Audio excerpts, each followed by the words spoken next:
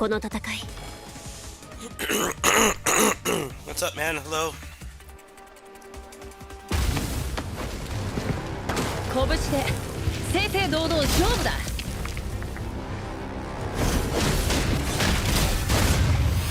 やるじゃん。さっさとあんまり調子こくなよ。総員出撃。あんまり調子こくなよ。ここからはガチでいくよ。さっさと総員出撃。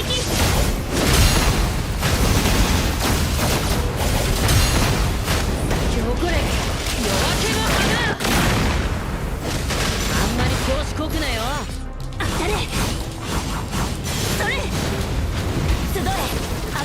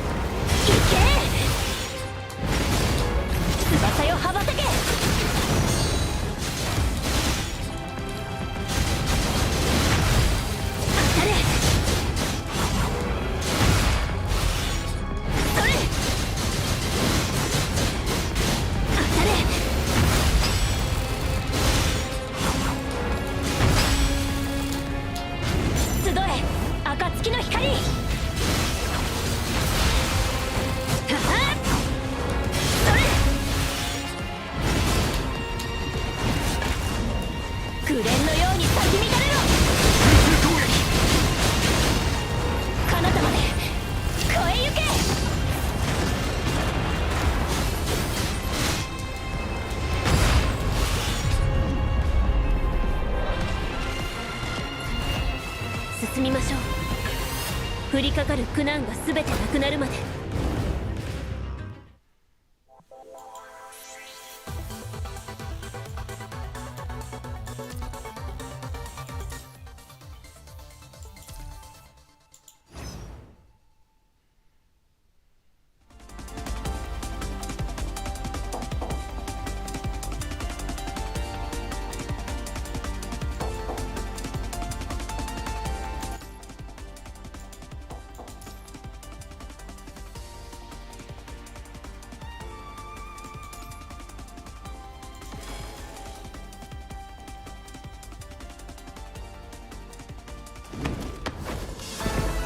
拳で正々堂々勝負だ。あん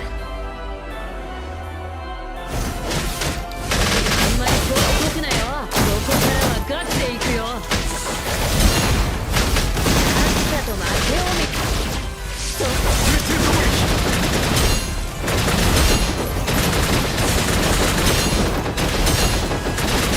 っ黒焦げにないな。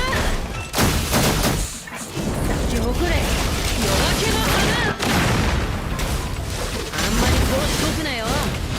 集え暁の光。翼よ羽ばたけ。行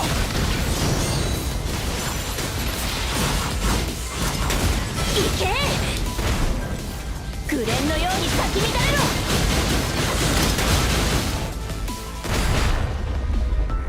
This character is bad fun.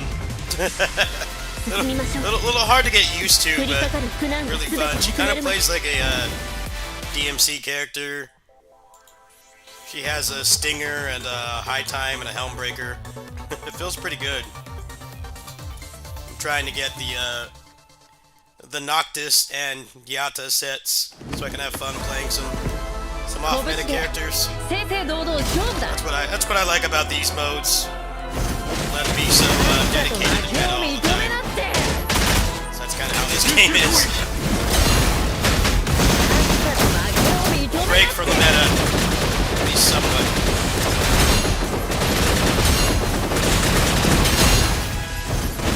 あんまり遠くなよ。シャース遠い出撃。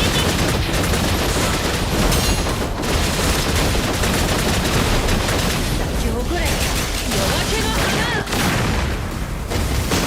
当たれ集え暁の光。翼よ羽ばたけ。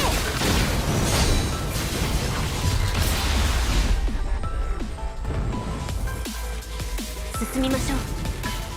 降りかかる苦難が全てなくなるまで。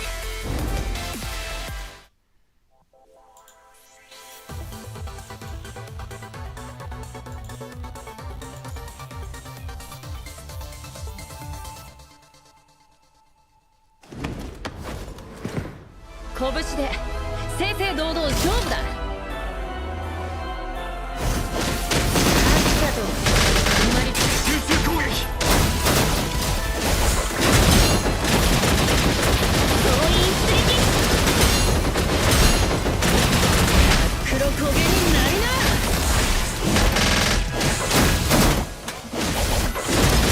遠い出撃。それ集え暁の光。翼よ羽ばたけ。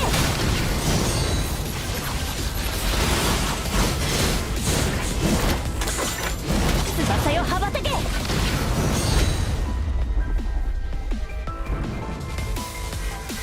進みましょう。降りかかる苦難が全てなくなるまで。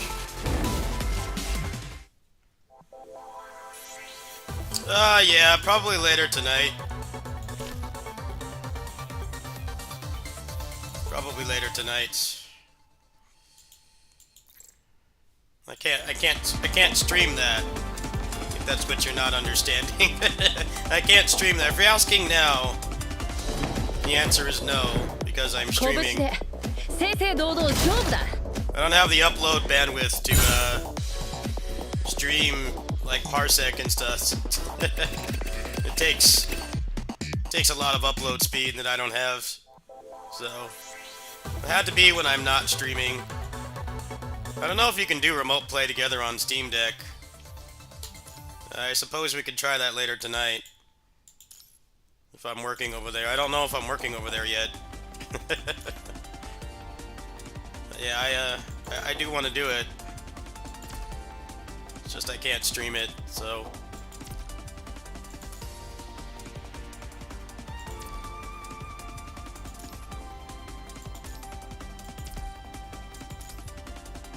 Yeah, see, that's the problem with games not having actual netcode. It's harder to stream it. Way harder. You need pretty good internet. I do have pretty good internet, but not that good. I cannot host a parsec game and then also stream none of the quality that I do. It's not possible.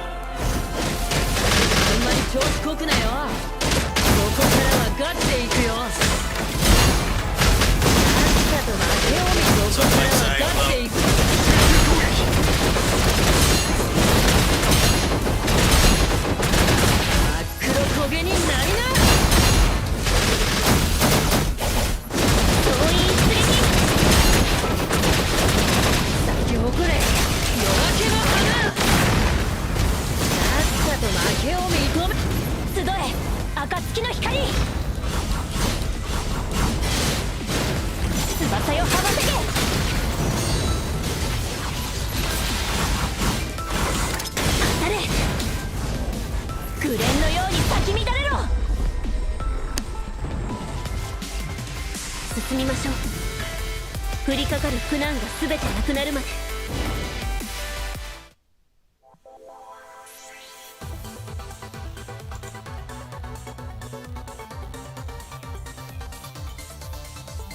come on, give me my beloved off-meta character upgrades. So I can make a video. That's what I'm trying to do. Like that last video I put up of all the martial artists fighting Valor. That was really fun. Give the forgotten characters a chance to shine again. Because they've all been power crept. Now, I wouldn't say power crept. They never were meta. Great starter characters. Like Yada, the new character that just came out, is probably better than a lot of the original S-rank attackers, S-rank lightning characters. Probably considerably stronger. She's probably a great boon for people who just started. I've been playing this since day one, so I don't really have a need for them, but I like playing as them. Fun. Changyu leap. There's no way that they'll leap him. They'll give him a new frame. I don't think you can really leap him and make him viable. Not even as a free-to-play option.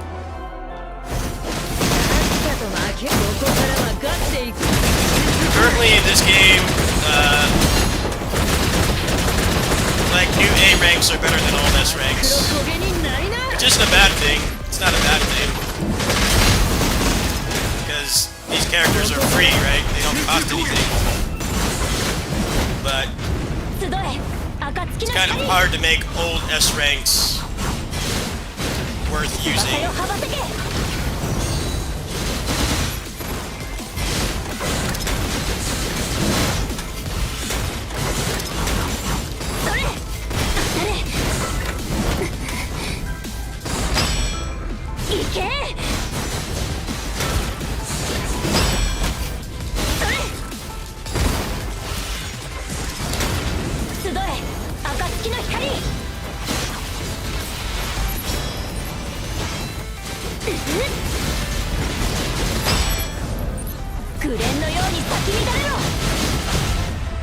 A lot of people don't understand that. They complain about the A ranks. Like, the A ranks are a good thing because they give you a break from spending, whether you're a free player or you spend money on the game. And also, they're very good for new players. Let me turn it down a little bit because these characters are kind of loud. Characters I'm playing as are a little bit too loud. Probably can't hear me very well. Let's turn it down a little bit. I already have it down pretty low, but let's put it there. Put it back up later. Yeah, people complain about them a lot. Like, if I was starting this game right now, there's so many good A ranks like him and Yada are both A ranks. That's a pretty solid Lightning team for a new player. I mean, obviously you're not going to be able to compete very well in the, the end game modes, but they're more than usable.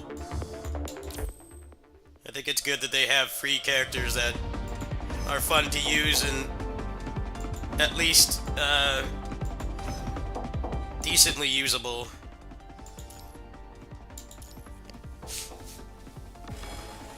People complain about the power creep. It's like, well, the new A ranks are pretty viable characters, and they're fun to play, which is more important to me. I have a Dolphin account. I don't need to use these characters, but I like playing as them. Shit, the game's supposed to be fun to begin with. It's supposed to be a job. I like this character. Very fun to use. Glad I can make a team of martial artists.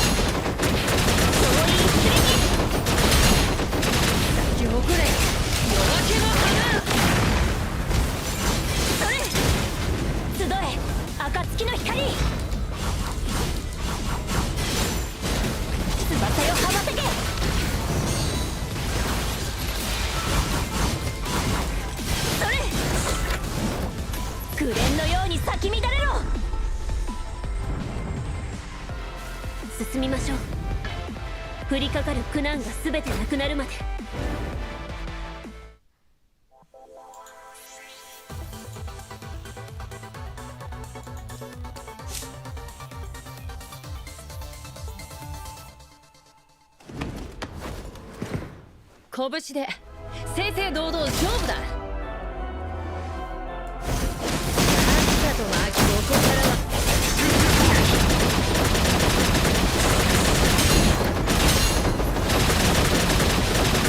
真っ黒焦げになりな。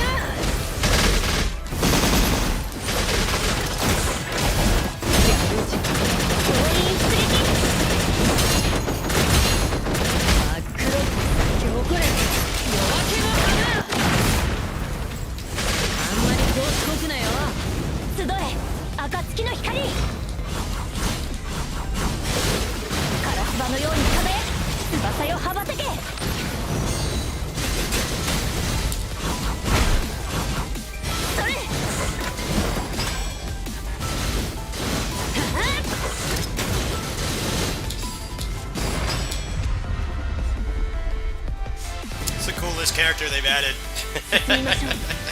Their moveset is really fun. Just takes some getting used to is all. Not a pick up and play character, has a lot of depth. But if you like a character action game, she'll feel right at home.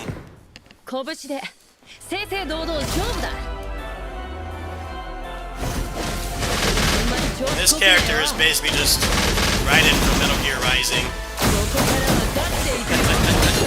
Pretty much just Raiden from Metal Gear Rising. You can tell they had a very heavy inspiration. They made her kid almost identical in some ways.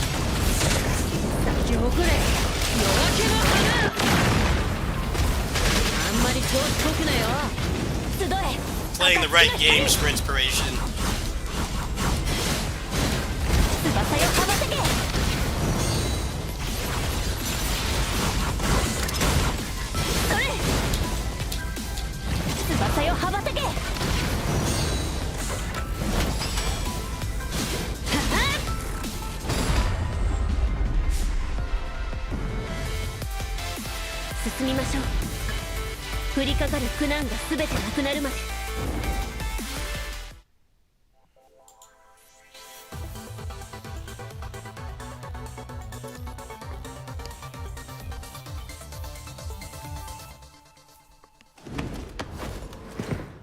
拳で正々堂々勝負だ。あんまり空中攻撃。そういう出撃。真っ黒焦げになりな。真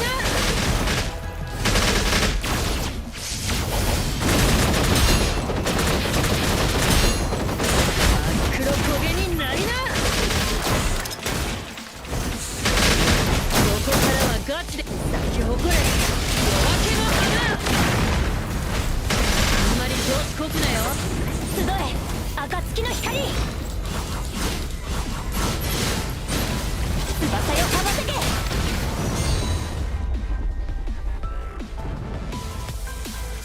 進みましょう。降りかかる苦難が全てなくなるまで。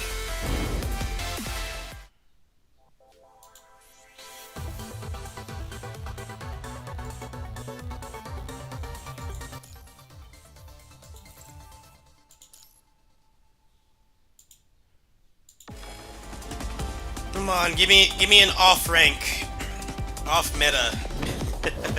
Give me an off meta add-on for the character, the A ranks. That's what I want.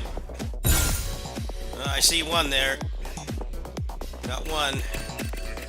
Is it gonna be a character I want to play though? That's the question. Here we go. Well, that's actually not bad. But I wanted an A rank. Reverse desire sensor. It gave me something good, but I want something worse. Interesting how that works, huh? Well, they are maxed out for now.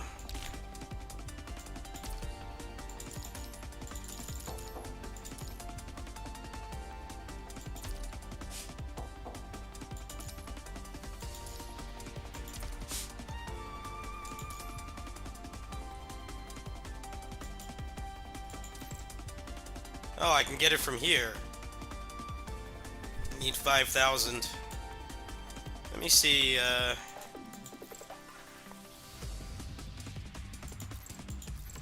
let me see what Yada's is. I didn't know you could craft them from here. Probably go for his too, as I like playing as him.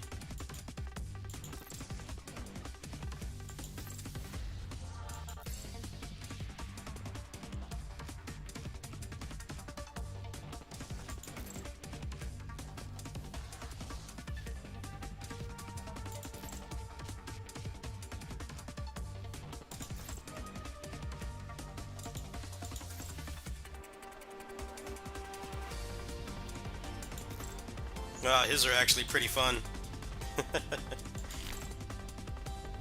Alright, we'll go for one more.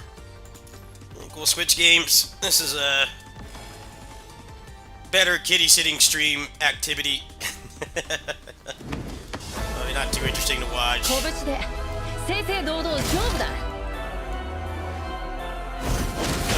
many materials do I get after doing this once? Maybe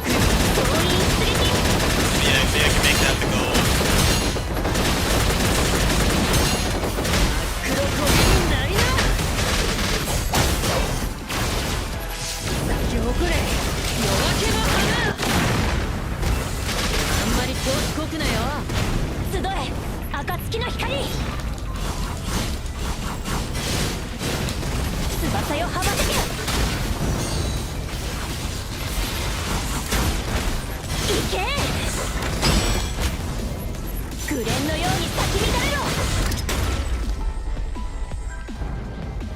Changyu Leap would be funny. He needs a new frame. Need to give him Nunchaku and make him OP. That's what they need to do, but they won't. They won't do that. I don't think there's going to be any other male characters this year besides Dante and Virgil, which is probably a very big reason why they're doing this synchronization plan and giving us the accelerated patches. 2 male characters a year is already very uncommon for this game. Seems like they only want to break that greed for collab that's gonna make money. I don't know how much money it's gonna make though. They're not gonna be meta. I'm curious how they're going to address that. Because the Nier collab was actually like meta for a long time. They were the best physical team. It's kind of set a bad precedent if you weren't playing. You know, you couldn't get them again. So I don't know how they're gonna make it so people will actually want to pull for them. Male characters in this game are held to an extremely high standard. They have to be OP. And just because they're not a waifu, people won't pull on them unless they're like really strong. So I have no idea how they're going to address that, to be honest. I mean, I'll pull for them obviously because I'm a character action game junkie, but I don't know how they can make it attractive to pull for them without them being meta. There has to be some kind of meta draw to pulling for them. They did the Black Rock shooter collab, and apparently she was fun to play, but it wasn't at all useful for in-game stuff.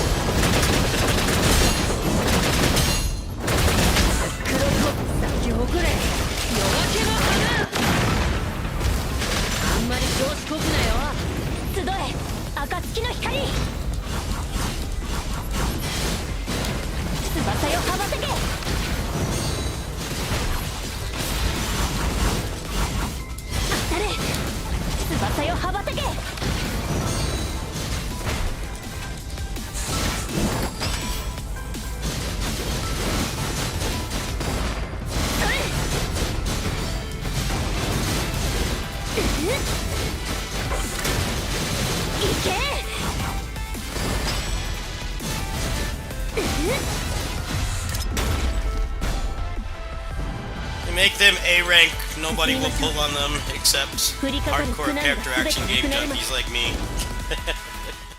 It doesn't matter how fun they are to play, people will not pull on them. I don't know how they can even begin to address that.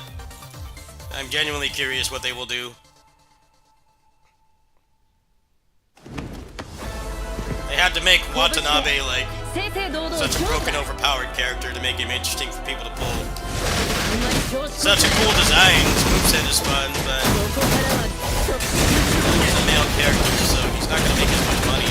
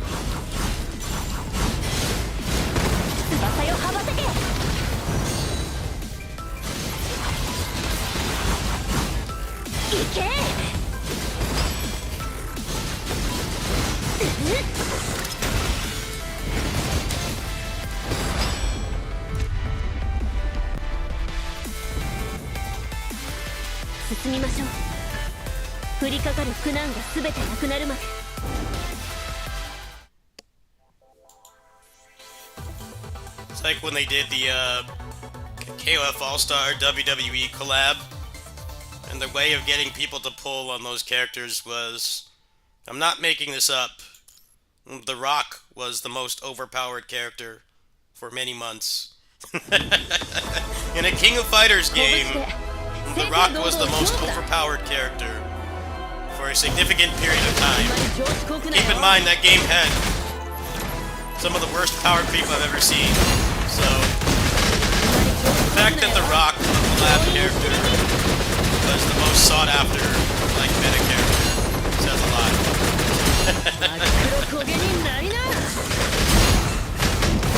Rock was like the best character doing the endgame modes at that point in the game's lifespan. Like, nobody else was better than him. That's how you get KOF fans who may not care about wrestling to pull on the characters anyway. Calculated. 紅蓮のようにさ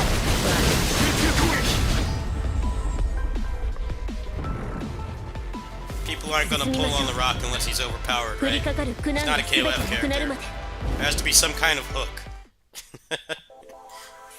to get people to spend money.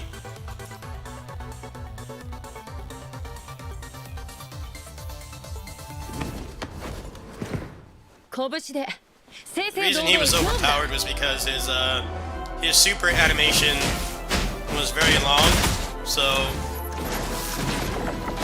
during that the timer doesn't go down. Kind of like how this game works. How this ranks. When they're in their supers, the timer stops. But he was very strong because at that point, power creep wasn't as bad as it was before the game shut down. He was very strong because he gave you a lot more time to kill the boss.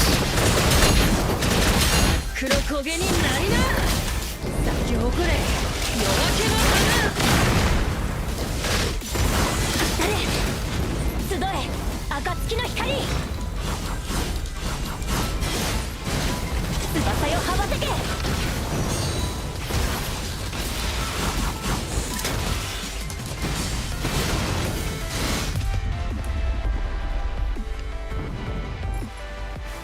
進みましょう降りかかる苦難が全てなくなるまで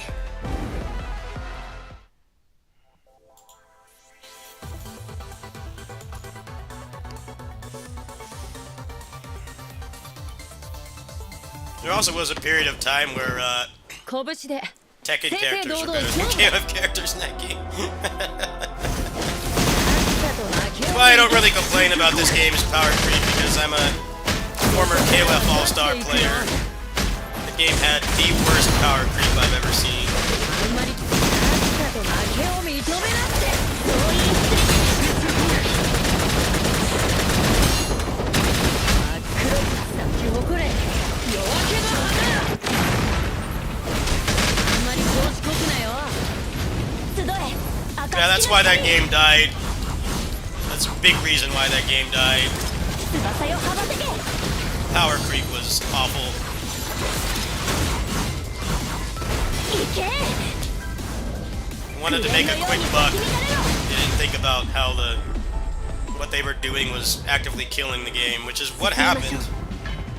降りかかる苦難が全てなくなるまで Keep in mind, KOF All-Star had like 6 times the characters this did. There were hundreds of characters in that game. This game's got like 50. But this game also has modes where you can use off-meta characters like this. Anyone who wasn't meta in that game was useless.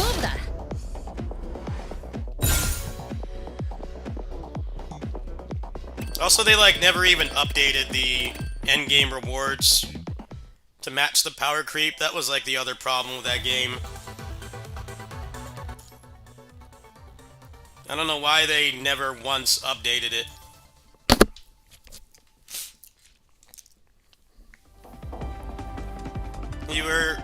Eventually it got to the point where like the guild raid and stuff, you could do it by like pushing the button once. You could literally do it by pushing the button once. I'm like, shouldn't you maybe update this to update this so that it's worth doing? They gave you like a special signature character who by that point were completely useless. Let's see, I can grab one of the cores here. Which one do I want to grab? Maybe go with Noctis for fun. Disregard meta.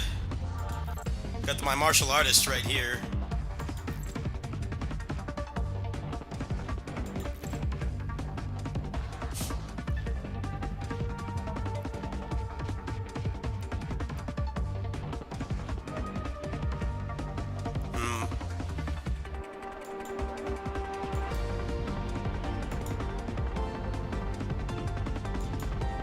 Let's knock this guy.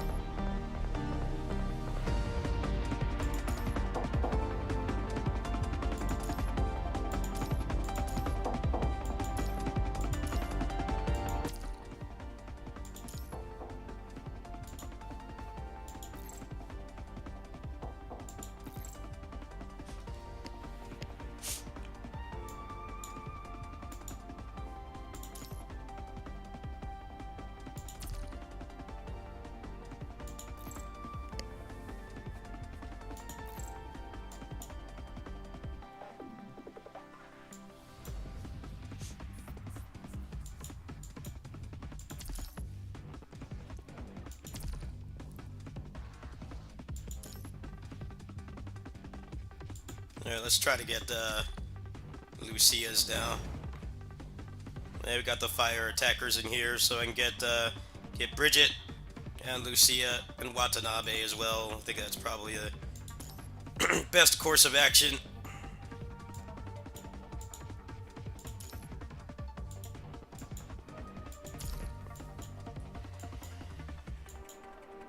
And I get one of his cores. The Blaze Orbs one is really OP. They had that last time. Alright, let's try to get a few of these.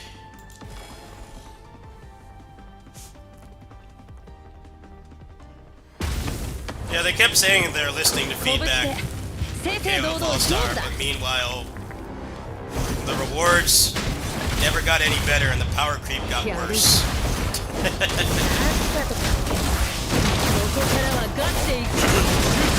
I could probably do a video essay on how they killed their own game. Sad, really.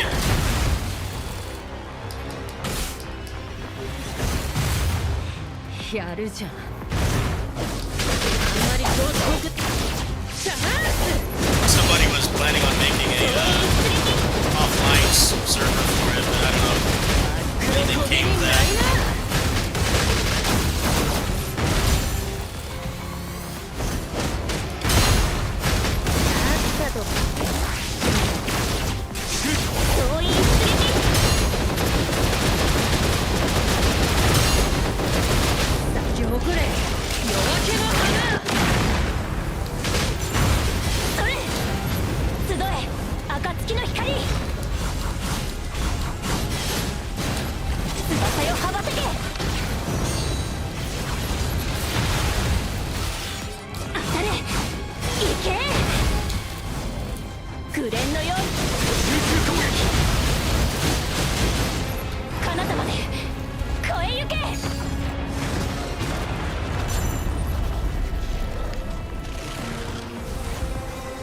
I quit around right after the Street Fighter V collab. That's when I quit that game.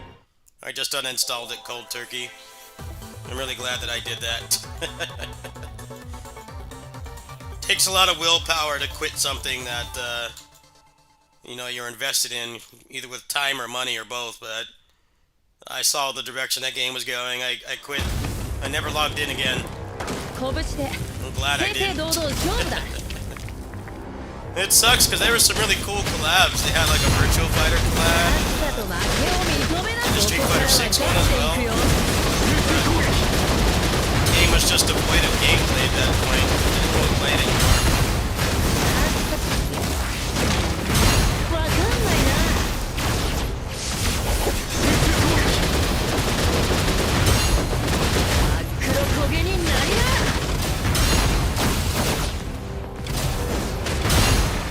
The game was kind of the Smash Brothers Ultimate of fighting games, but the gameplay got really bad, the power creep got bad, so I didn't think it was worth it, to be honest with you. Like, yeah, this is cool, but the game was a sinking ship. They made no effort to really improve it. They kept going down that dangerous path. Cost them the whole game, pretty much.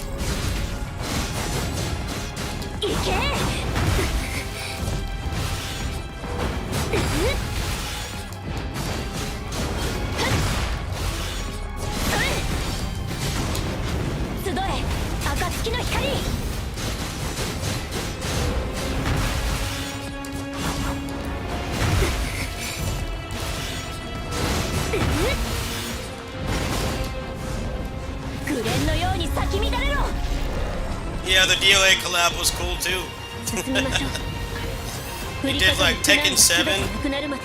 They did Street Fighter 5 and 6. They did Dead or Alive and Soul Calibur and Virtua Fighter. So like, as a fighting game fan, it was really cool to see that representation, especially for like Virtua Fighter, Dead or Alive, that hadn't had new games in a long time at that point. It's really cool, but the game itself was a complete disaster by that point, so cool effort, wrong game. Pretty much. さっさと負 Like when you け meet somebody at the wrong time, you know? They're not good for you now, they will be good for you later. That's pretty much what that game 黒 was. 焦げになりな Doomed relationship. そう Basically い what う it 一 was. 撃 Right person, wrong time. 咲き誇れ夜明けの花それ集え Hopefully, maybe they'll make a offline version for that game, like Mega Man X Dive. That would be really cool. And you could actually use more of the characters 黎明のように貫け instead of being stuck to the same couple characters. 当たれ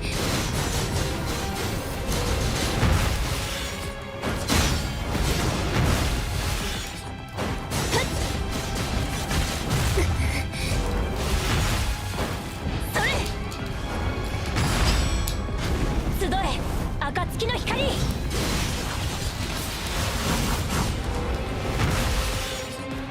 け紅のように咲き乱れろ彼方まで超えゆけ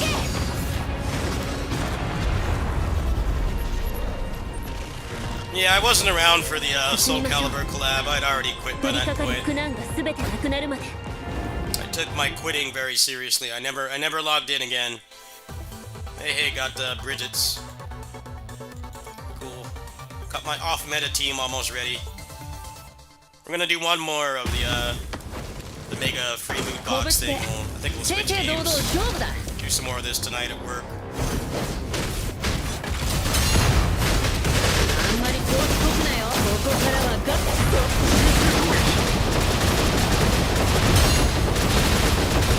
っ黒焦げになりな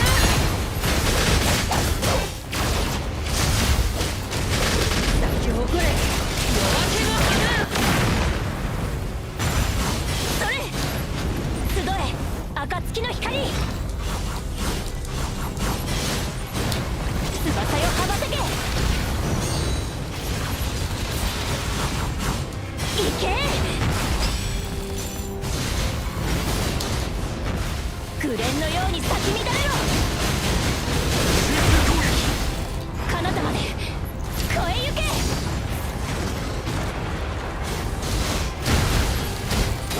もう死は恐れない命がけで行くぞ生き抜いてやる行くぞ I 立 gotta ち止 get まる his のはらし skin. くない His new skin looks really cool. I'm very tempted to get it. Oh wow, I got his as well. Nice. Getting some good buffs for my favorite characters. I'll definitely be ready for the 拳で next mode 正 tomorrow. 々堂々勝負ださっ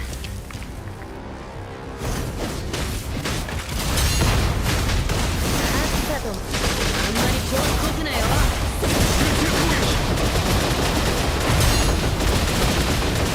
っ黒焦げになりな咲き誇れ夜明けの花いけ集え暁の光翼よ羽ばたけ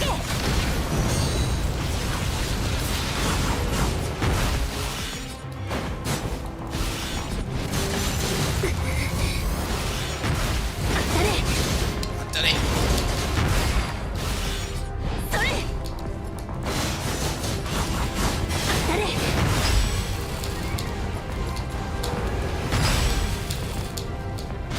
集え暁の光は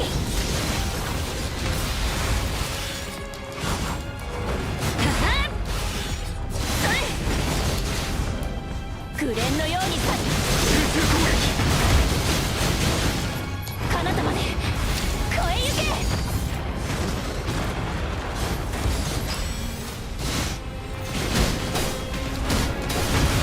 この戦場での勝利をもたらそう行くぞ立ち止まるのはらしくない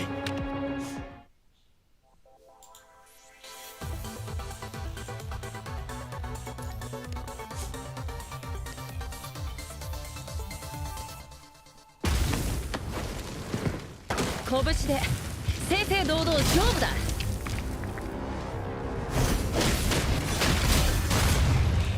やるじゃん。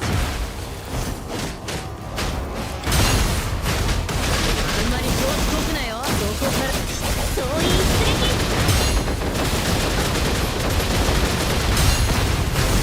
さっさとわかったチャンス。あんまり調子こくさっさと負けを見っと咲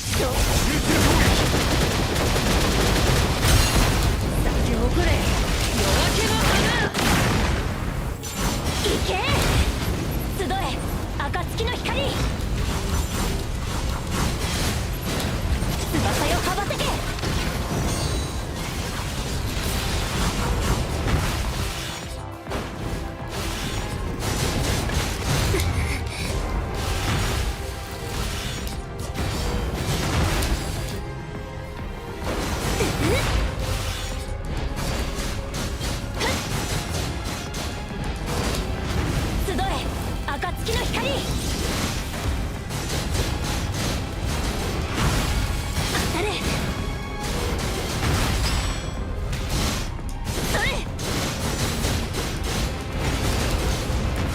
紅のようにさ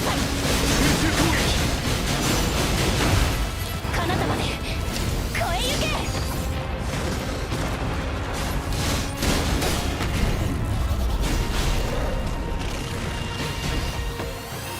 行くぞ。立ち止まるのはらしくない。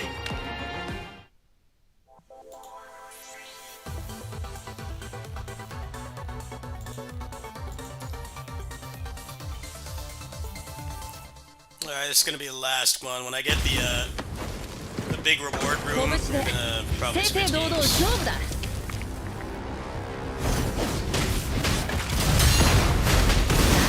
と負けを見どこからわかったそういう出撃。真っ黒焦げになりな。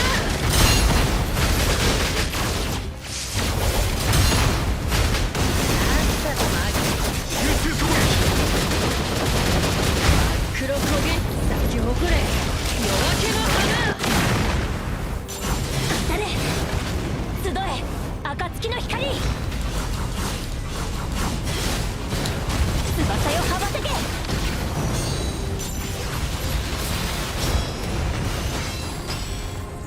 それあたっていけ。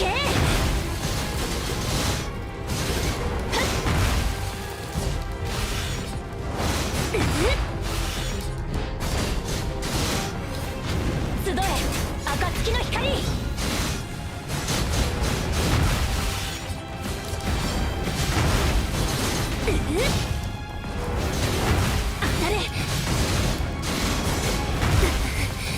Guys, really janky hitboxes. It's like the hitbox is active before the graphic is, or beyond what the graphic is. And I guess that's what happens when you make a character that can literally fly. This character was not designed to fight this boss. The boss was not designed to fight that character. Maybe it's just when he plays her. Hitboxes feel fine when you're playing anyone else, but with her, really janky. Like you clearly dodge, but you get hit anyway. But that's a very old boss. That's a boss from like the launch of the game. Guess they're not going to change it. Feels a lot better playing her on newer bosses. Actually designed around her. I didn't get anything this time. Well, that's a good stopping point then. Bunch of trash. Nothing good. Got a bunch of points though. Holy crap. It's like, how many? Well, that was worth it after all. Let's get one of hers. We got the pity system here. Play something else. It's kind of going nowhere fast. I'll do some more of this at my kitty sitting job tonight.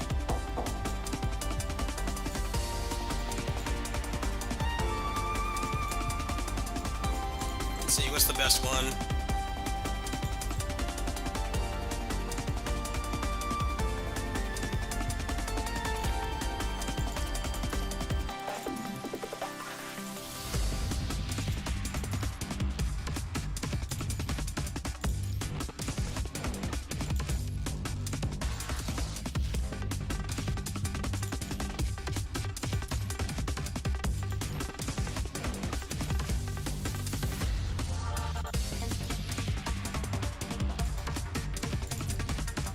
Alright, there we go. She's all decked out now.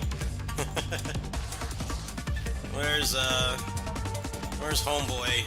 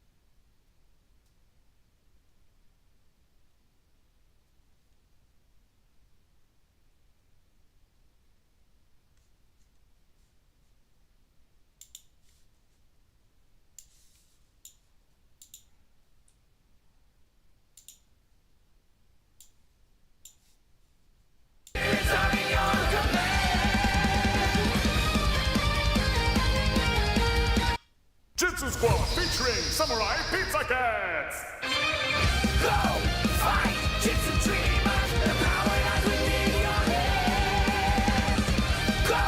Fight! Jutsu Dreamer! The spirits are in your command!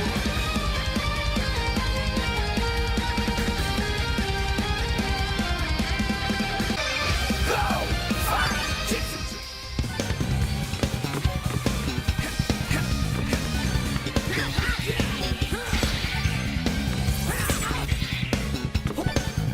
No, it's not a surprise.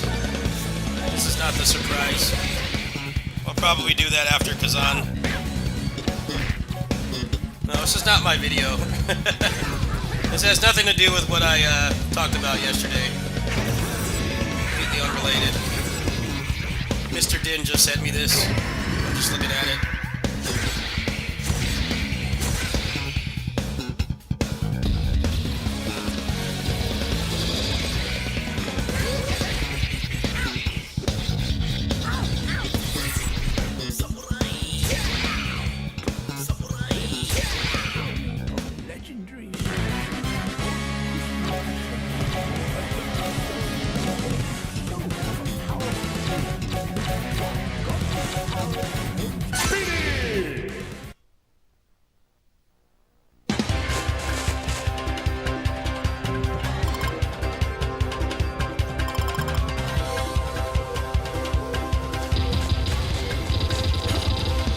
This is comparing the home version and the arcade version.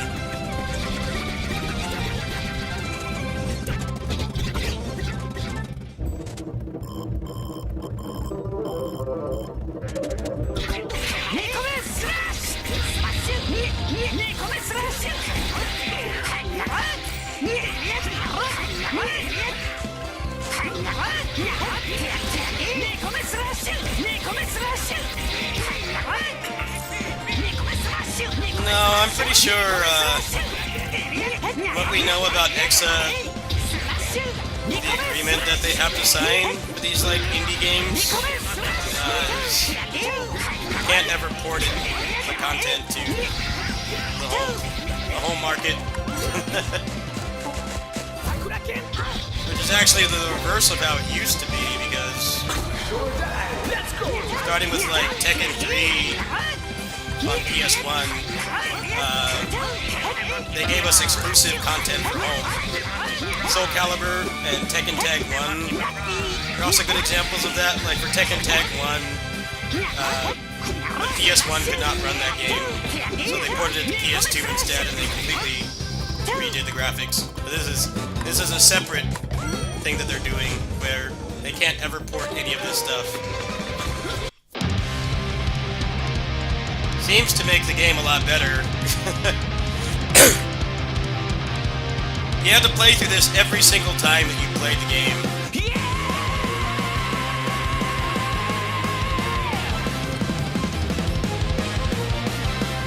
I'm never gonna get to play this though. I can't get an EXA cabinet.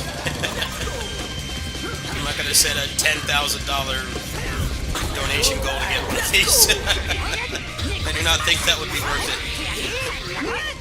I could say though that like not having tag kind of makes the game a little bit worse too. So there's like no definitive version of this game. The tagging was really cool, one of the most unique features, but it doesn't seem like you can do that.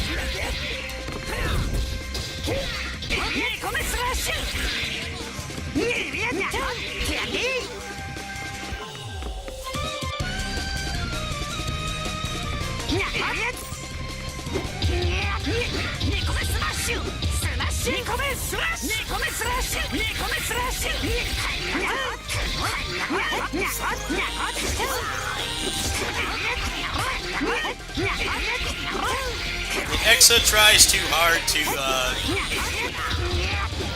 give their games value, and the reason for that is because like 90% of their library you can play at home for like no more than $30, and this costs thousands.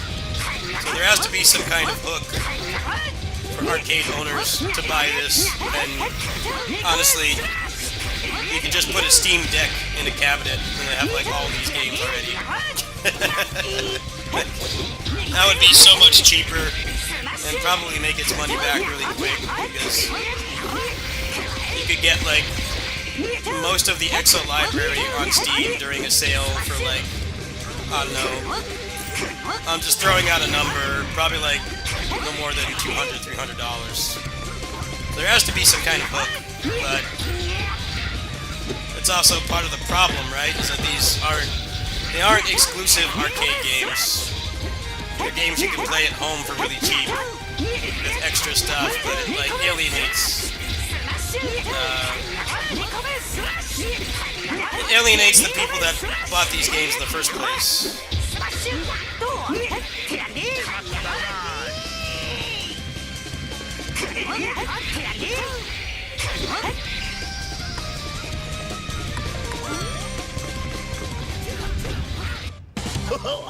Let's see who's upstairs. And teach them not to mess with the Jitsu Squad.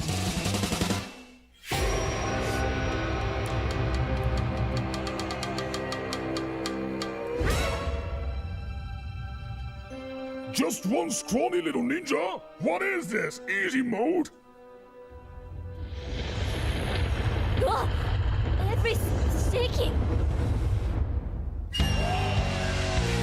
I mean, if somebody's doing that, it's not something you would publicize.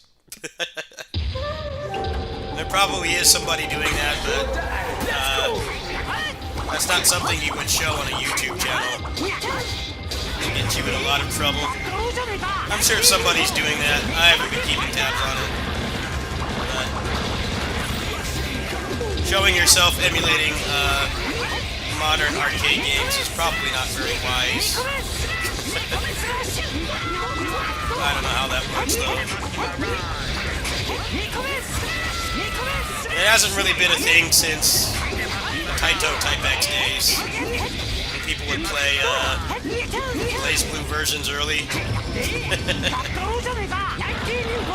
They would play them early because the hardware was easy to emulate.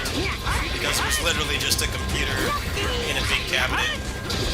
But that was like 15 years ago. It's not really a thing anymore.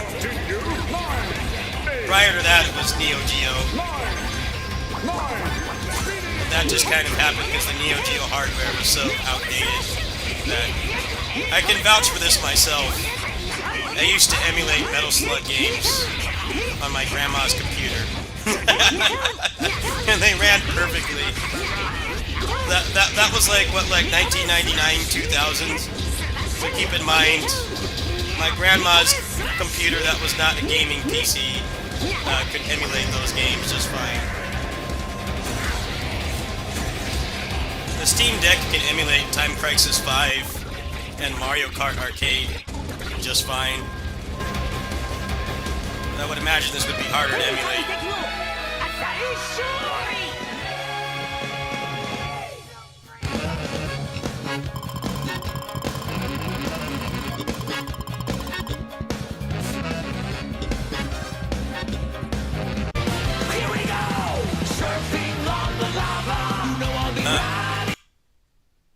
Well, I think not being able to tag kind of sucks, doesn't it? You can't tag.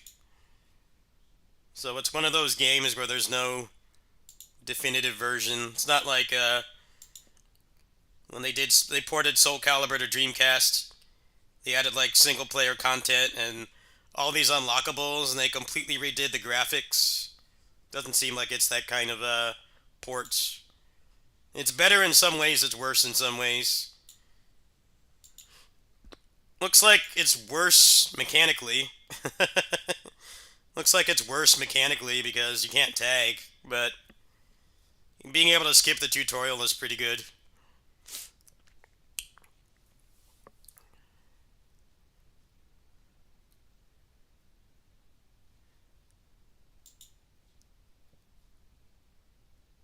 Well, if anybody's emulating EXA hardware, from what I know from the past, that's not something that you would publicize. I'm sure there's a movement to do it, but it's not going to be something a YouTube channel would cover. You could probably get in big trouble for doing that. Yeah, I'm sure somebody's doing it just for preservation's sake, but I think EXA needs to understand, of course people are going to try to do that, because, you know, they don't understand, they're not exclusive games. The games that you've been able to play at home for like a really long time. I know the Wild Guns port has I think like a new character or something.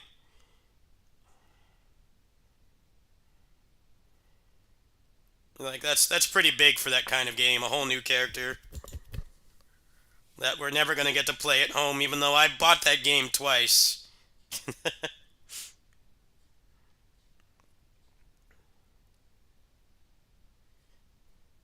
I bought that game twice. What is my compensation for that? You know, they put it on arcade and you can't ever play it. But I guess it's just not commercially viable to make a brand new arcade game on that hardware. Like, they can't financially justify it. Especially because a lot of indie games like Fight and Rage and stuff, and Jitsu Squad, they already pass for arcade games. Jitsu Squad especially is arcade quality. As somebody who was around for most of the arcade era. It does pass for an arcade game. It just needed some changes. You know, being able to skip the tutorial and stuff. That's all it really needed. Rebellion. So I can see why they're doing that, but it also kind of undermines what they're trying to do. Because like, they're 90% of them you can play at home. I guess the reduced input lag is nice, but that's not enough. There has to be some kind of exclusive content, which is pretty much what they're doing. I'll be shocked if I ever get to play an Exa cabinet. Be nice if the Dave and Buster's here would get one. But I would probably be the only person using it, so I can understand why they would not want to do that. It's not full screen. Oh, I forgot to change. There you go. Thank you for telling me.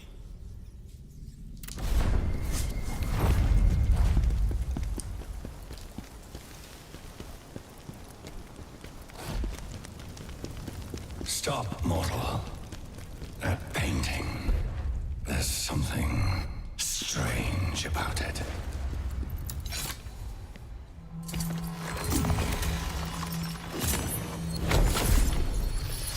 It's just like nobody wants to buy the cabinet. That's the problem. It's too expensive. The problem with Exa Arcadia is it's so expensive that, you know, arcade owners don't want to buy it because they won't make their money back. But like, they're trying to emulate the Neo Geo.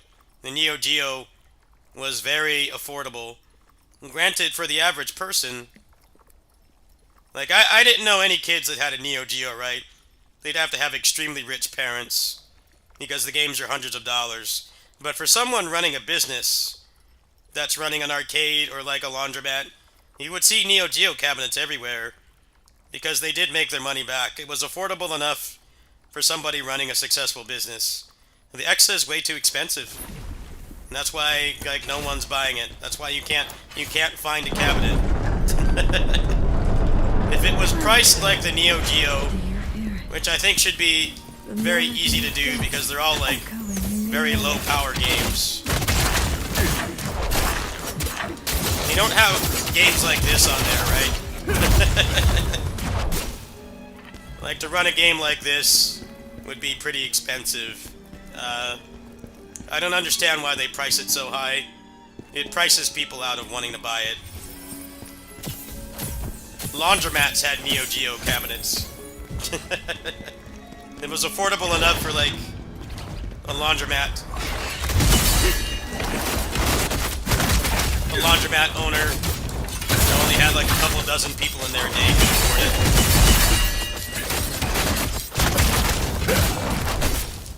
Like, I don't understand what they're doing, to be honest.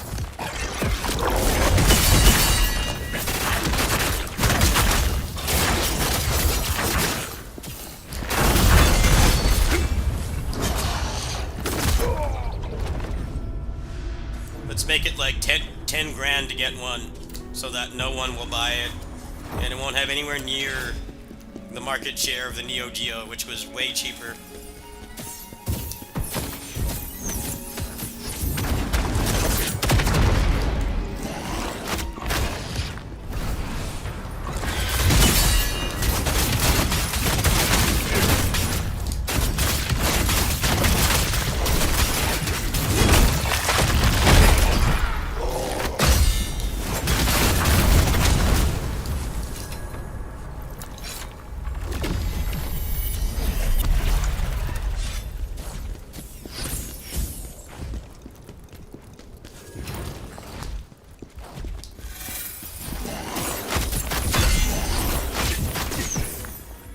Go to the laundromat just to play Metal Slug. Like, the main reason I went. Like, you're not gonna see any laundromat owners buying an Exa Arcadia. That's just not something that's going to happen, like, ever. They must be making money somehow. I question how the heck they do it.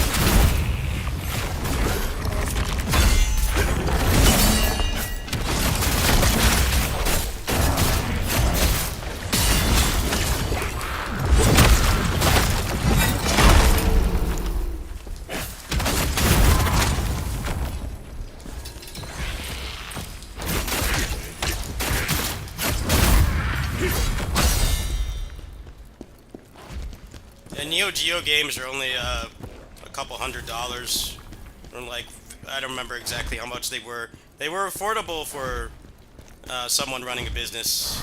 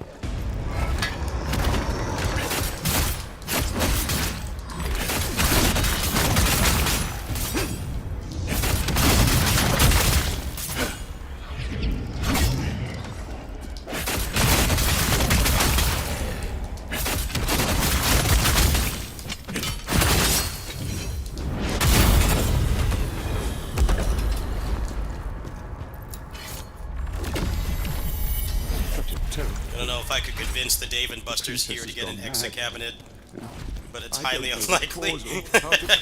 Extremely unlikely. I don't know what I would go in there and say, like, you guys need a real arcade game, not one made by Raw Thrills. Those are low-tier arcade games. You need a real arcade game in here, and I'd show them the price and they would laugh.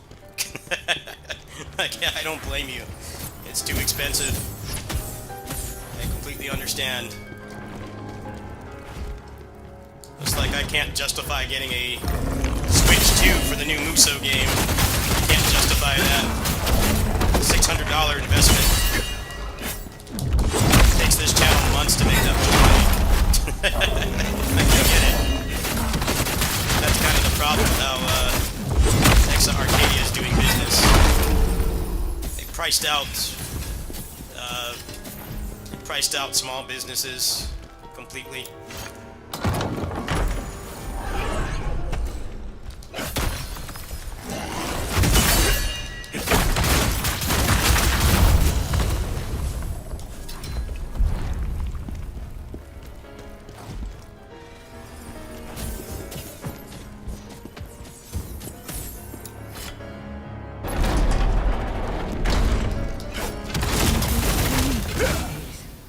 Say you are, but you need to do it before what's inside me kills you.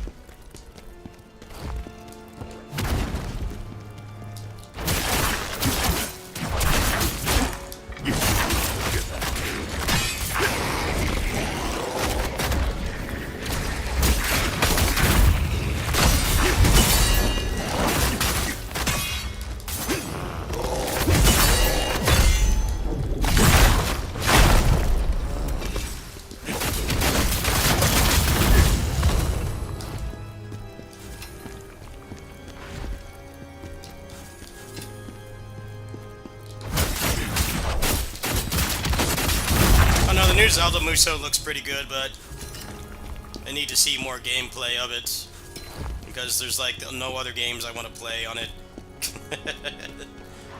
You guys helped me with the Switch 2, or the original Switch, and I'm thankful for that, but this one's gonna be like double the price, so I don't know about doing a donation drive for that. It's a little bit too expensive. Need to be something else I want to play on it. Literally anything else.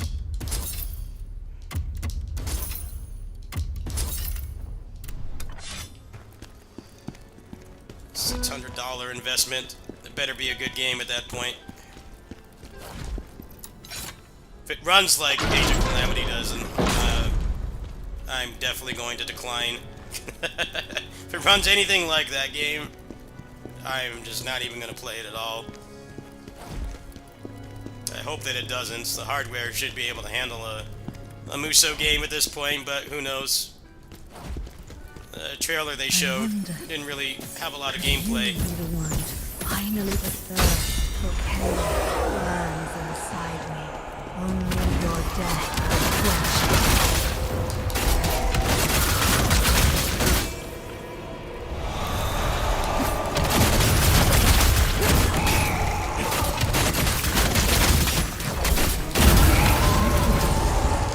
Put an end to the torment of my corrupted soul.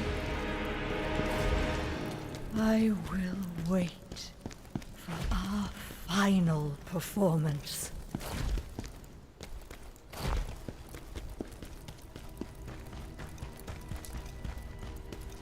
An innocent soul in torment. This is how chaos works. Her voice. So familiar.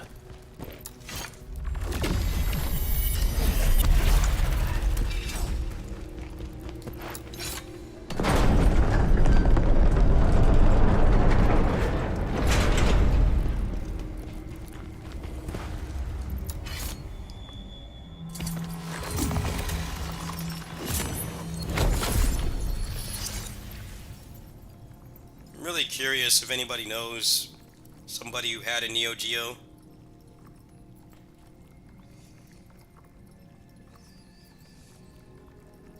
The kid probably had like one game their whole childhood. These games are hundreds of dollars. Like one Neo Geo game was equivalent to like one of those richer kids that had like all the consoles. Like one Neo Geo game was equivalent. So if somebody had a Neo Geo, they were very rich. Either that or they had an older sibling that had a good job. Which is probably like the only scenario where a kid from my generation would have one. Either that or the kid's parents were really rich. I didn't know anybody who had one. I knew some rich kids, but none of them had that.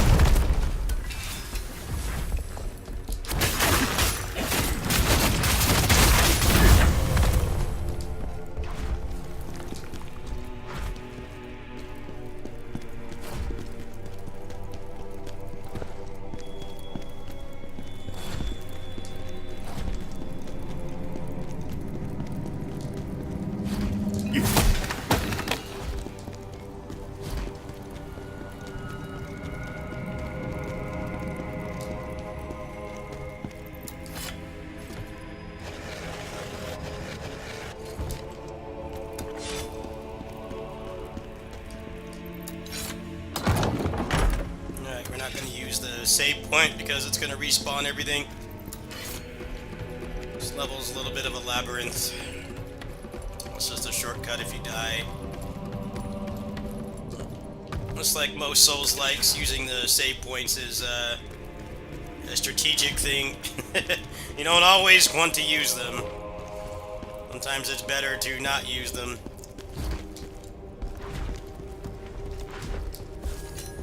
Gonna respawn everything unless you're trying to farm something. It's not always worth it. I don't remember where the key is. I went through this like very late at night, about a week ago. It gets over this way.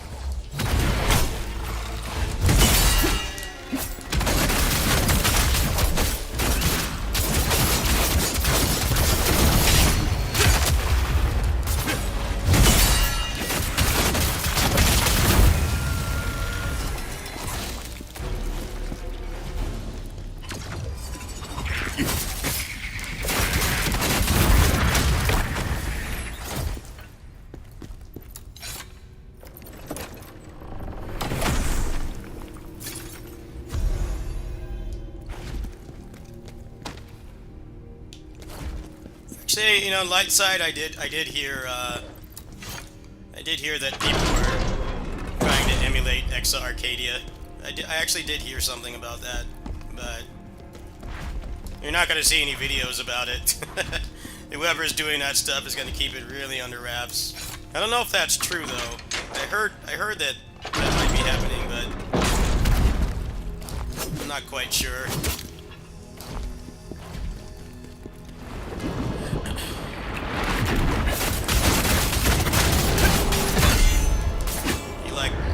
Taito Type X hardware all over again. People were playing the new PlayStation 4 game consoles. I remember that. Street Fighter 4 as well. People were emulating that. Because that was the era of arcade games where they weren't proprietary like boards anymore. It's just a computer and a big cabinet. That's when that kind of emulation started, which is why you can play Time Crisis 5 legit runs better on a Steam Deck than it does on the big cabinet. Get the princess to safety. Because it's 2015 hardware in the cabinet, but 2022 hardware in the Steam Deck. And I know this for a fact because when I went on my vacation, they have a cabinet of that game, and it runs like shit. It drops frames constantly. It runs worse than Time Crisis 4. It runs worse. And then I went up to the hotel room, and I saw somebody playing it on Steam Deck. That same area was not dropping any frames.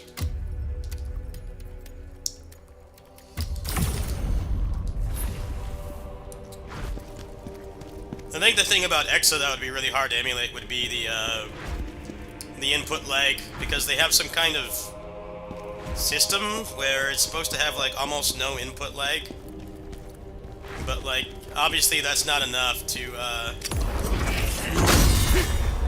make it worth buying, because they're all games you can play at home, but that's one of their big trademarks.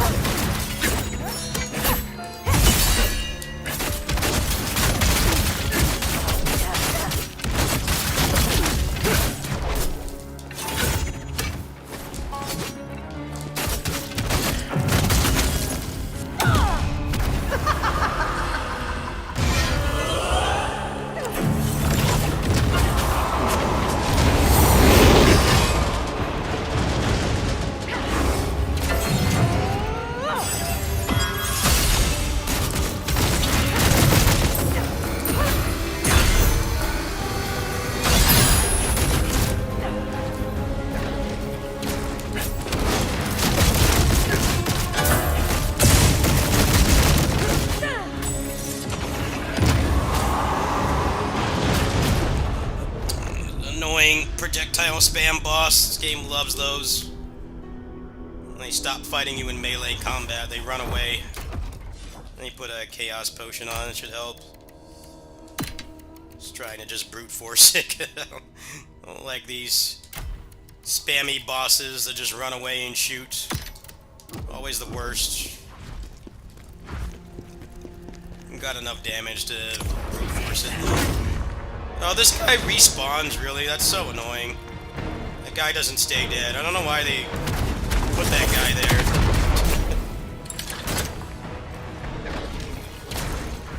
It's like the one boss that the respawn point has an enemy that respawns for some reason.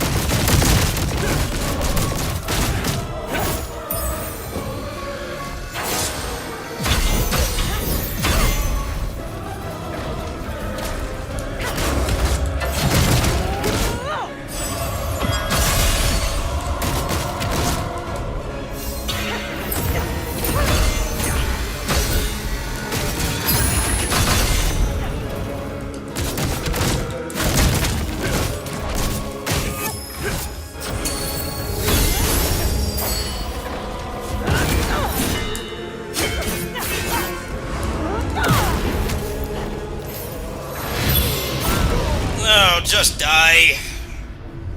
I can't stand the status effects in this game. So obnoxious. Why they had to make the status effects so annoying. You can't even, like, apply it to them. That's what's stupid. It doesn't work on them. It only does it to you. There's like so many obnoxious status effects in this game. At least let me make a build that does it to them. Make it this annoying, make every single boss spam it non-stop. Worst thing about this game. The idea of difficulty is just annoying the player.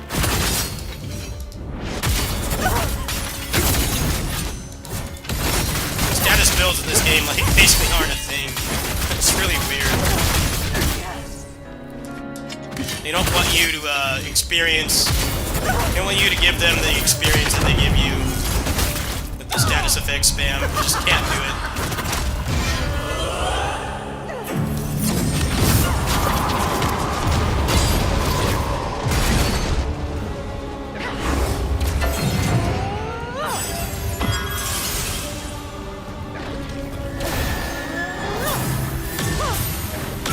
Oh, come on, heal faster, dipshit. This game would be better without status effects. I mean, pretty much every game would be, but this game in particular serves no purpose. Just to make the game not fun. take away agency. That's all it does. Next boss is even worse. Ismar.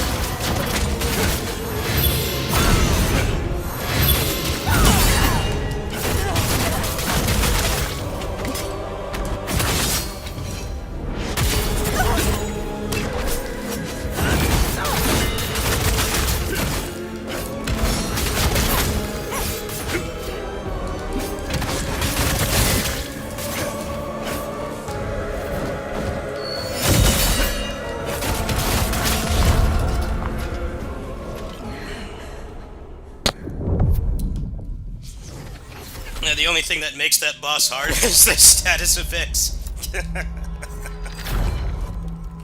It's their way of making sure you can't kill the bosses too quickly.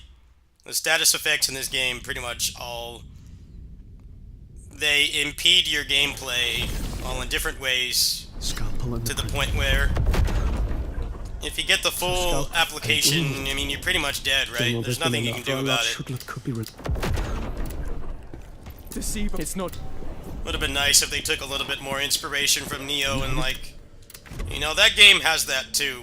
What sets it apart is that you can actually apply it to the enemies and it functions the same way, which makes it feel a lot less frustrating. Generally with status effects in video games, the worst is when the enemies can do it to you. Enemies can do it to you, but you can't do it to them. And that's exactly the problem with this game. I don't know why they designed it that way, but it's something I've experienced a lot in my gaming career. Let's just make it so the status effect completely removes your ability to play, but you know, you can't ever apply it to them. It's a shame, really. I think the build diversity in this game would be a lot better than it currently is if applying statuses was actually viable. But from what I've seen, there's only a couple builds that can really do it, and a lot of them get power crept by later sets. So I hope that's something that they'll backpedal on a little bit.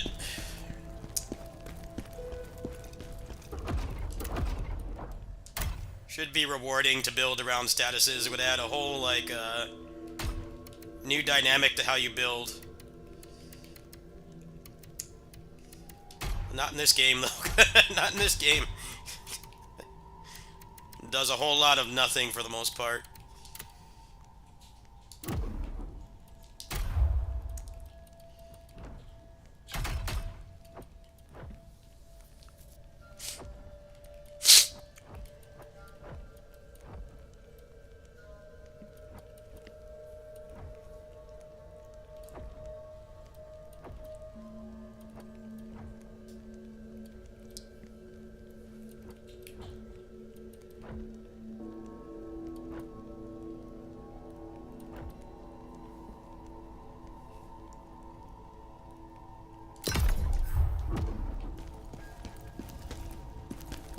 I guess maybe they were afraid that it'd become too overpowered.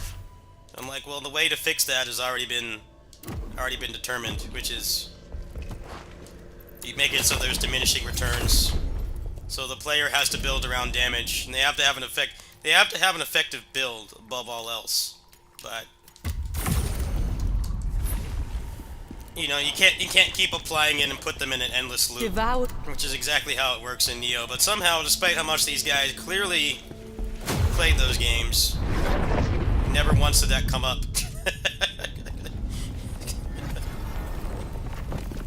And build diversity in this game is pretty good, but status effects feel mostly pointless.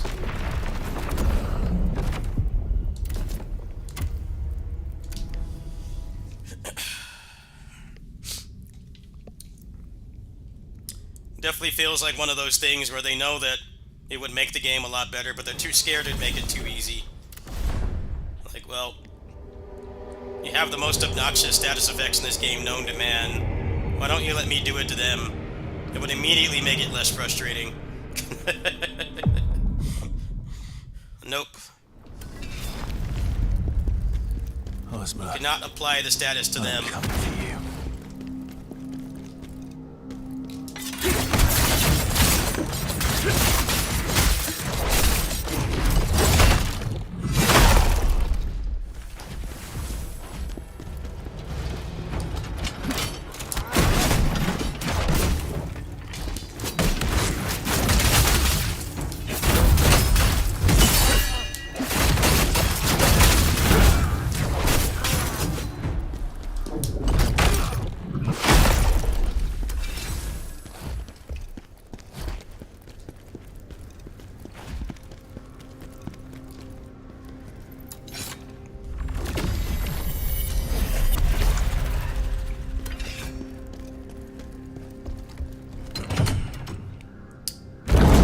Stop after this playthrough and wait for patches, to be honest.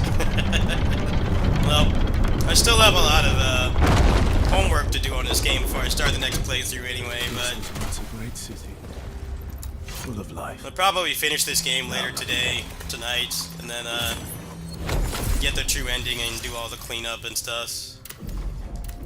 And then just wait for patches, because clearly they're going to make this game a lot better.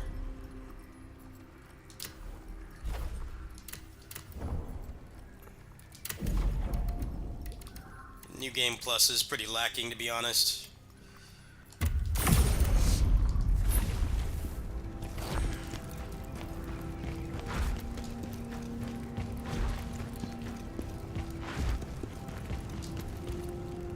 Actually, this is where you fight Ismar, isn't it?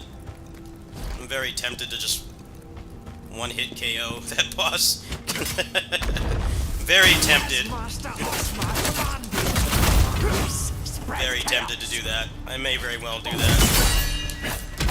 It's the standard crappy gimmick boss of this game. You can't see what the boss is doing, and the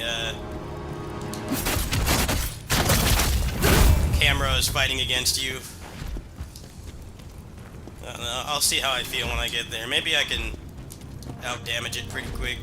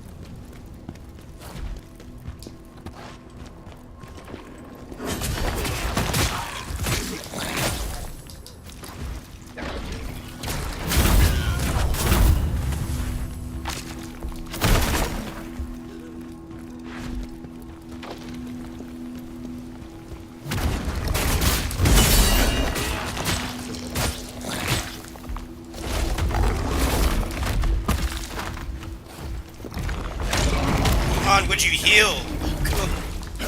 Just do it, please.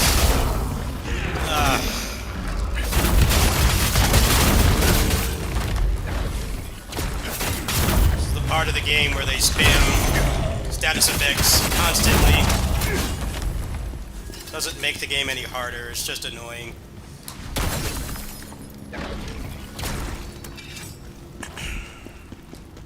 Like, the resistance doesn't even do anything.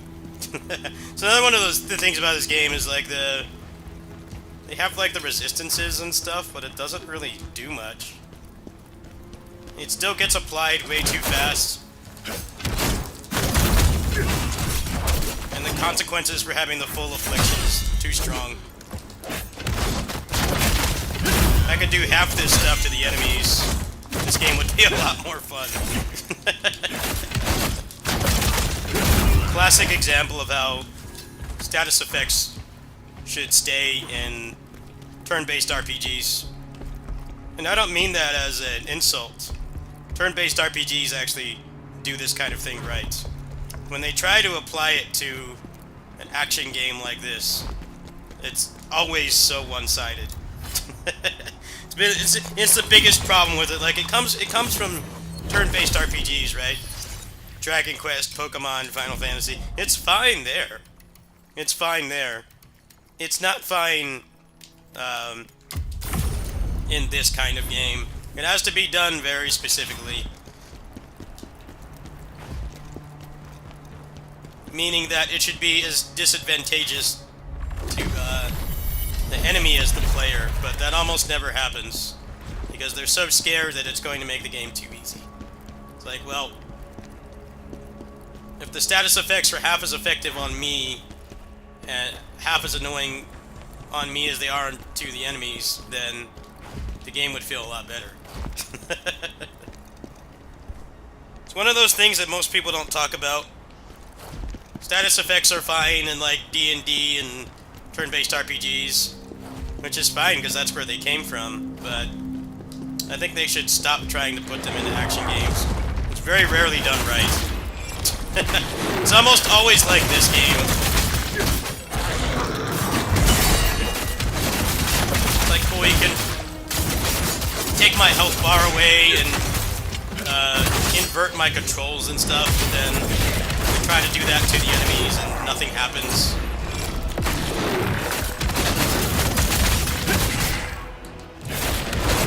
It's interesting how they haven't really gotten any feedback about that.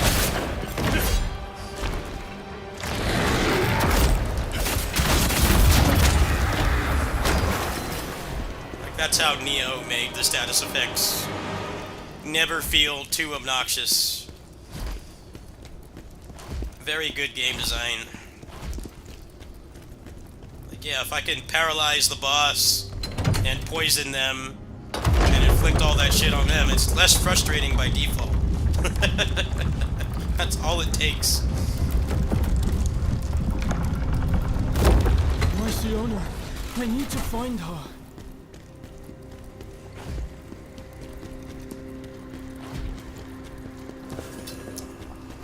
someday there will be a another action game like Tales of Xillia, where the status effects actually did something to the enemies, and it was actually a viable way to play the game. Hope I live to see that day. They're gonna keep putting this crap in every game. Hope eventually we get another game like that. The damage over time was better than actually attacking normally.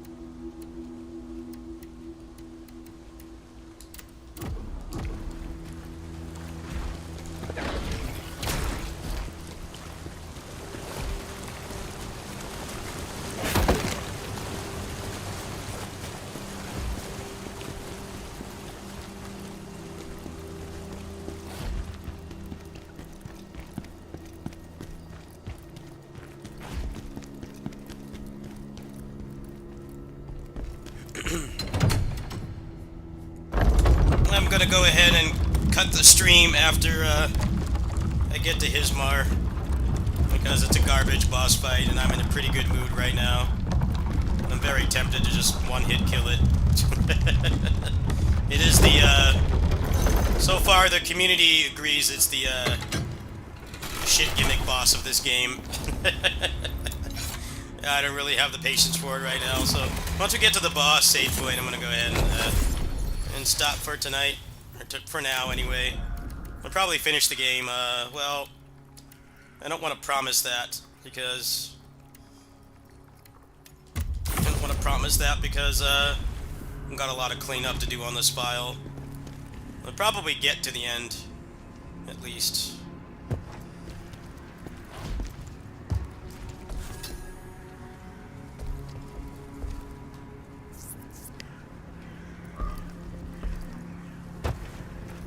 Cleanup's gonna take minimum a few hours, I think. That might not take that long.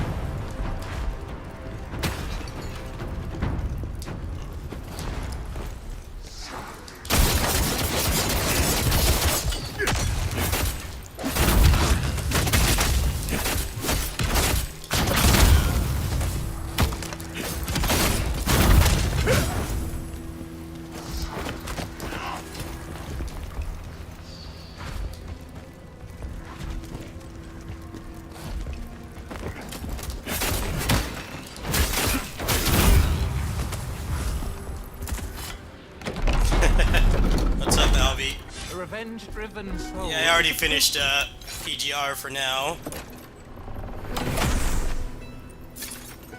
On the kitty sitting work stream, there probably will be more of that. Quite the coin, or maybe it should. And I'm trying to make an honest effort to finish this game, the second playthrough, and then subsequently stop playing it because they keep promising to make it better. So that's my goal gaming-wise for this week. I'm at the end of the game already. There's only a couple more main missions, but I have to get the true ending. I probably will go for all the achievements on this. I'm very close to being done already.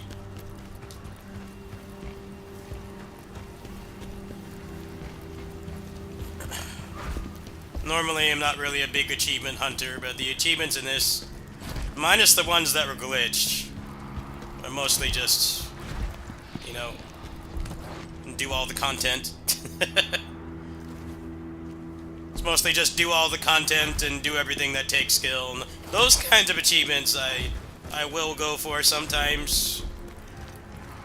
When it's dumb menial tasks like Tales games where they want you to run 500 miles or you know, do a counterattack like 2,000 times, like, I will not do that. Now when it's like straightforward stuff that's, you know, basically see everything the game has to offer, I'm down with that. I'll do that sometimes. Especially right now when I'm not really going to be playing a big new game for almost a month. I don't mind having a little extra tasks to do, but yeah, normally I'm not big on Chivos. I find they often suck the fun out of games for me.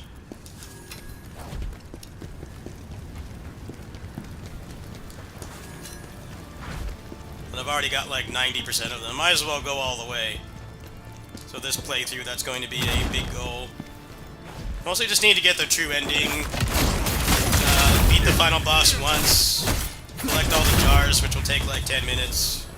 And that's it. There's not really much else left. Beat the game without summons, but I've already, that achievement is actually bugged right now. I do everything but that. And wait for patches. That's how this game is gonna go.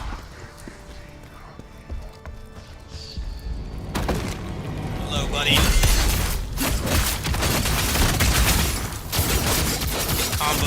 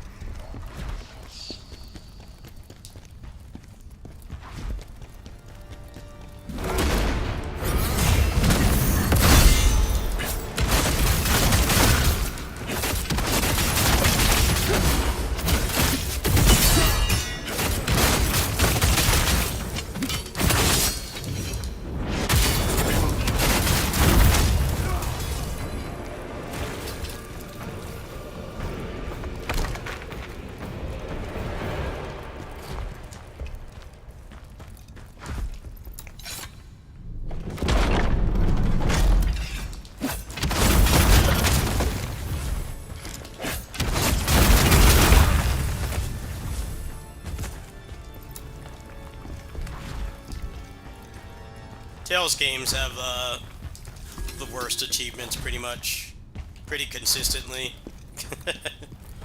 All the ones since the achievement era have horrible achievements. Like, consistently really bad. God be praised. What happened?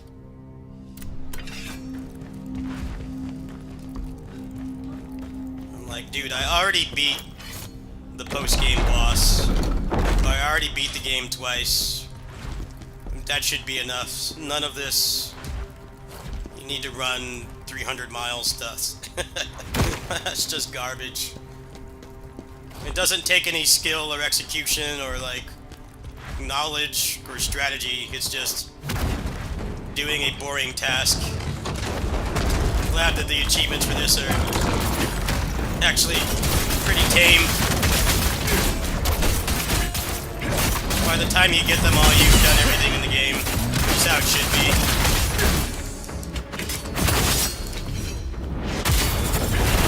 I guess for some people they're replay value, but at least in a lot of the games I play, there's always one that's like just zero fun to get. And I usually just tap out at that point. Like, I don't really think of it as replay value.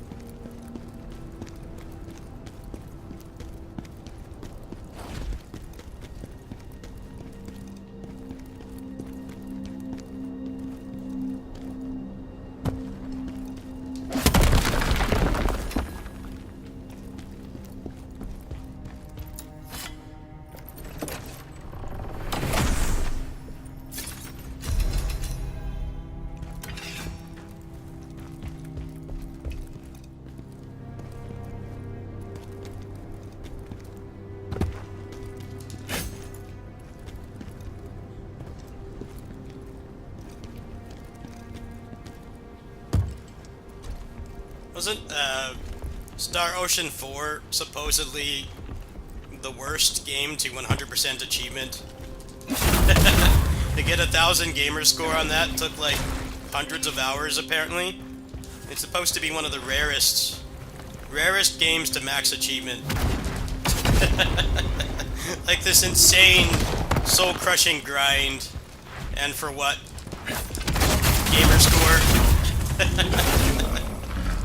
All those NBA games as well. That was another one. The thing that people would do is they would boost their gamer score. They would go on to like years old basketball games and schedule a time to all go on at the same time and go in just to get the achievement. Like, I'm checked out at that point, man. I do not care.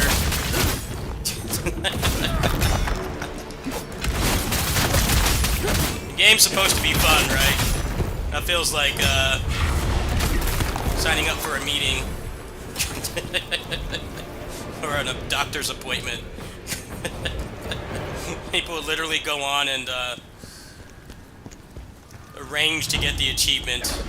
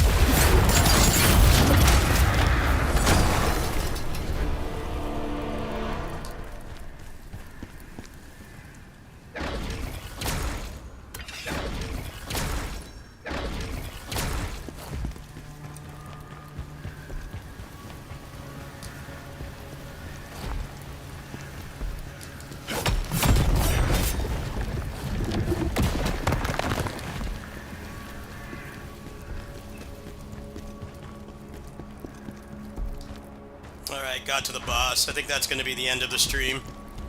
I don't feel like fighting this crap boss. Worst boss in the game by far, even worse than all the mages. Worst boss. The standard shit boss in a Souls-like is this boss coming up right here.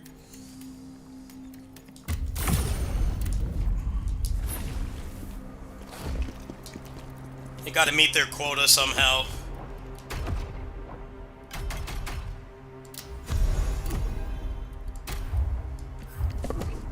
Look, we've been doing pretty good with boss fights. We need a shit boss fight to meet the quota.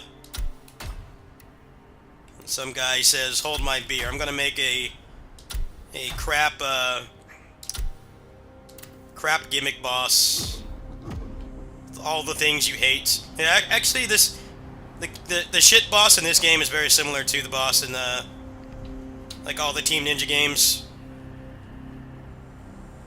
In Neo 1, it was the blob boss. Umibozu was the shit boss because she had like no room to fight and you could fall off. Gasha Dokuro, the big skeleton, was also a gimmick boss. Neo 2 was Lady Osakabe, the big castle. Daidara Boki, the big rock golem, which kind of felt more like a God of War boss. Wo Long, it was the big cow demon For the... That boss was shit for the same reason this boss up here is shit. It's too big for the camera compared to the size of your character. You can't see what it's doing. Big health pool. So I guess they had to meet their quota. They took inspiration from Team Ninja. How to make a boss that's not fun.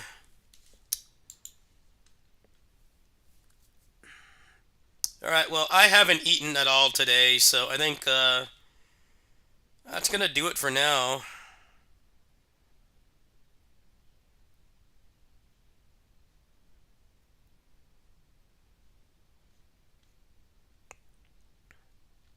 I think I have to go back and get the golden scroll. Let me see, is that on this level or not? I should probably go back and get that, come to think of it. While I'm still in the level, so all the shortcuts are there. Let me see here.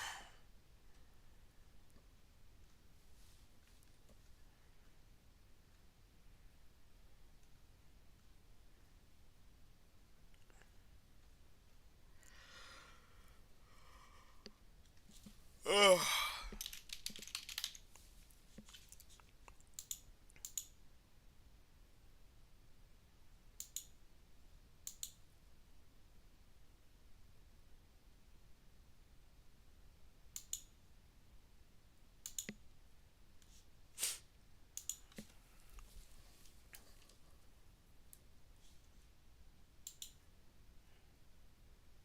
Oh, it was actually in the previous level. Huh. I was mistaken. Well, glad I didn't go back through that level again. I'm gonna go ahead and get something to eat, folks. I don't know if I'm working over there tonight. If I am, there'll be some more PGR tonight, or probably some indie games. Yeah, Hismar is the shit boss of this game.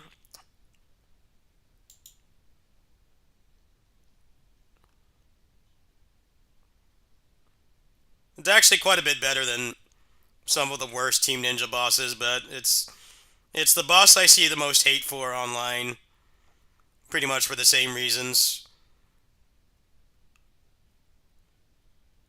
Camera obstructs your view, the boss is too big, doesn't stagger, big health pool.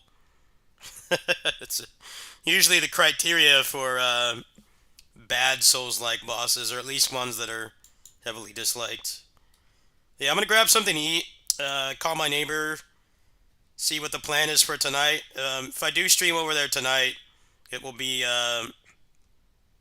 PGR, that new PGR mode that they just added that I did at the beginning of the stream, and then probably retro games tonight. So if that's your thing, come by and hang out tonight, and then after I get back, there will be a another stream with more Khazan. Well, I've explained this before, but raid bosses in DFO are kind of ruined by the netcode. They're relatively well designed, but the netcode makes them horrible. Mostly because if you play certain classes, your moves don't work. Because the netcode is bad, and it's designed for Korea and Japan, which are way smaller countries. It's very similar to how before we started getting rollback in fighting games, like, you could play those games in, like, Japan and Korea just fine. And when you played them over here, with a much larger distance of opponents and stuff, it was unplayable. That's pretty much how DFO is.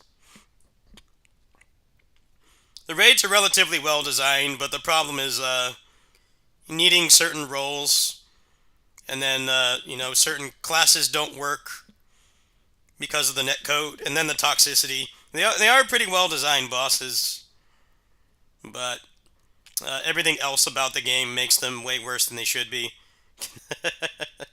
Which obviously isn't a problem in Khazan. It's just falling on old trends in Souls-likes that people don't like. That's pretty much all it is. Anyway, I grab something to eat. Go ahead and peep the Discord. I'll be posting updates on what the stream schedule is going to be tonight. And I am really struggling with bills, so struggling after bills, should be transparent. I'm really struggling after bills, so if you guys want to help me, greatly appreciate it. See you later tonight.